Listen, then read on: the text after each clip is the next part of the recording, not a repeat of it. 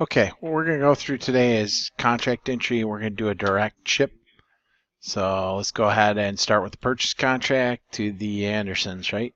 So the Andersons is going to be the vendor that's going to be selling us the goods. I'm going to do a corn contract, and I'm going to do it for 1,000 bushels. And I'm going to go ahead and insert a sequence. A sequence is going to default. I'm just going to put in a price, $3.55 with a basis of 0.2, $3.75. It's going to complete my purchase contract, and I'm going to go ahead and save that contract. Cool. All right, the next thing that I'm going to do is I'm going to approve that contract. This one has approvals, but again, that's all configurable. If you don't want to use approvals, you don't have to. And I'm going to go back in as the approver, and I'm going to approve this contract so that that's ready for you to go. So I'm just going to log in the approver.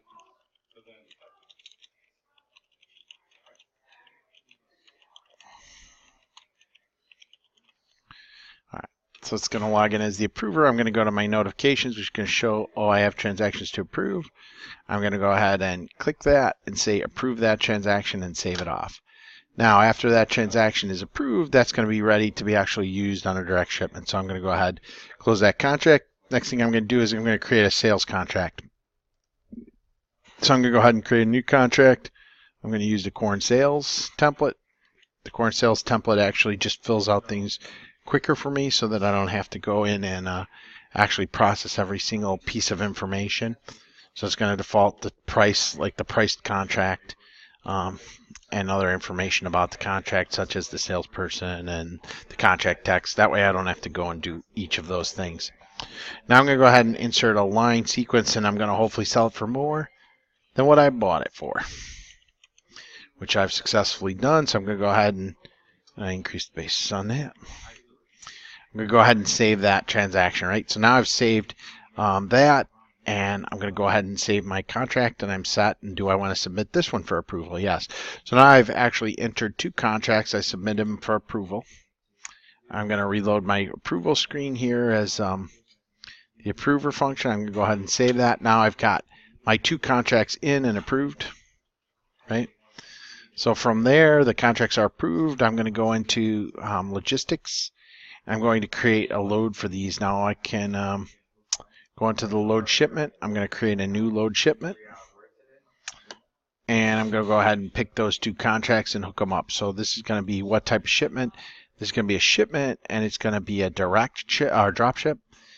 Direct ship or drop ship. I'm going to pick the source. I'm going to say contracts. I'm going to pull it from contracts. I'm going to say my position is none. I'm going to say my vendor is the Andersons. So I picked the Andersons, right? And I'm going to pick their location, which I can or can't. It's optional. And then I'm going to sell it to ADM. So I'm going to pick ADM on the other side, right? And I can pick the customer location. And then now I pick the purchase contract. It's going to ask me which is my purchase contract. I'm going to go ahead and find that. That's my 142 from today. 3142 contract sequence. I'm going to go ahead and pick my sales contract. And that's going to be my 1138. Obviously, sales and purchases have different numbers. And I'm going to go ahead and save that load. And in order for me to actually see it at the scale, I am going to have to dispatch it. So after I save the load, I'm going to hit dispatch. Dispatch is going to make that shipment available for me to process on the scale. And then after I process it on the scale, I'm going to be able to invoice it if I want it. So at that point, I'm going to go ahead and dispatch that load, and that's set for us. So now the next thing that I'm going to do is I'm going to create an inbound scale ticket and process the inbound scale ticket for that specific transaction, and that's going to create an outbound scale ticket. So I'm going to close that transaction. Now, after the logistics is done, I'm going to go into ticket management, and I'm going to go to tickets, and I'm going to create a new ticket, right? That's going to be a direct in, which is just the start of the process. So I'm going to say here's a direct in ticket. And then the vendor is going to be the Andersons, right? and I can go ahead and pick the contract or the load that I wanted. I'm going to pick the load. It's going to ask me if I would like to proceed, so I'm going to pick the load, and that's going to pick my load in, this 536 logistics shipment created today, right? That's the direct shipment. So now I've picked that load, and you can see it's assigned the contract number, it's assigned the contract sequence, right?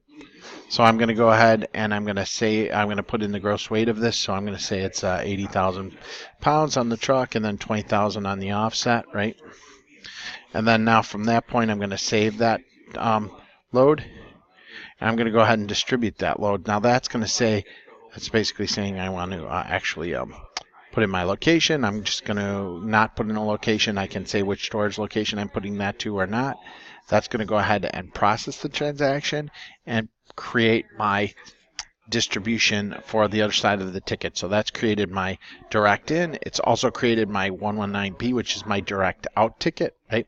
This ticket is also now going to appear in purchasing. So I look at my vouchers and I look at the 1019, and that ticket's going to be in my vouchers as a payable. So that's just going to show me that I can pay this ticket if I would like. This is the ticket for the Andersons for the front side. Now the back side hasn't been distributed yet. I can take a look at that and distribute it. But here at this point I can post and pay that part of the transaction. So that's my payment for the inbound load. All right. So now at that point, after that inbound load has been paid, I can just go process payment and print the check. I'm going to go back and I'm going to invoice the other half of the shipment, right? And that's it.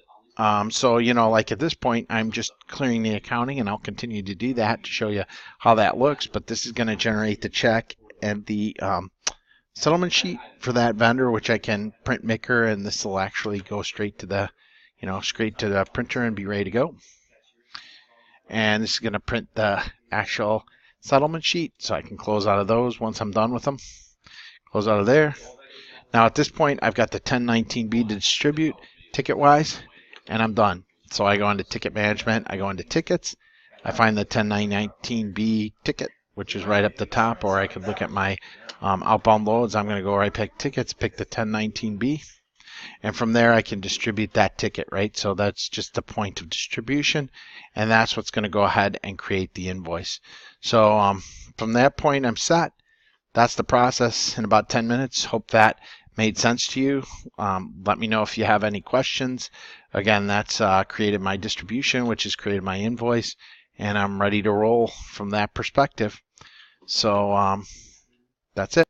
Here you can see I'm going into the actual AR, and here's where I can print the invoice to the actual customer for this particular load. This is the other side of that load, right? I can go ahead and print it, and I'm set.